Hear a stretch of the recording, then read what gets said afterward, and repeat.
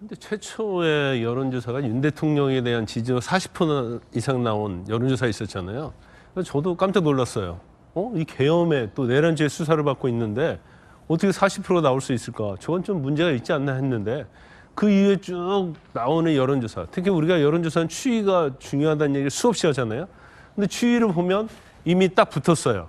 또 경우에 따라서는 앞으로 국민의힘의 지지율이 상승될 가능성도 크다 이렇게 보는데 저건 여러 가지 얘기를 우리가 할 수 있지만 뭐 탄핵사초에 내란죄를 뺐다 안 뺐다 뭐 그런 얘기도 할 수 있지만 아까 이재명 대표가 뭐라고 했죠? 최상봉 권한대행한테 국가 불안정의 주범은 최권한대행이다 이렇게 했잖아요. 네.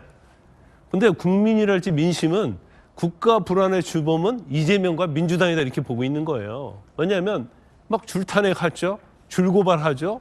그다음에 막 카카오 계엄하죠. 이런 걸 보니까 민주당을 대한정당으로 볼 수 없는 경우가 생기는 거예요.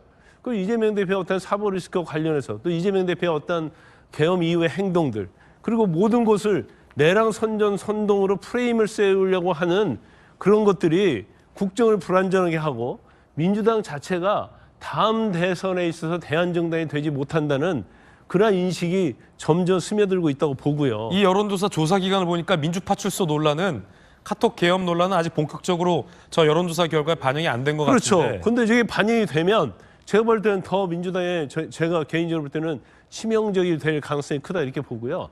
저거 자체는요. 한편을 보면 다음 대선에 대한 기준이 될 수 있어요.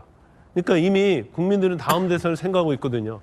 그런데 민주당이랄지 이재명 대표가 과연 다음 대선에서 정권을 잡는 정당이랄지 대권 후보가 될 수 있느냐 거기에 대해서 굉장히 비판적인 그런 생각이 점점 더 이제서 깨달아가고 있고 국민들의 인식에 스며들고 있다 저는 그렇게 봅니다.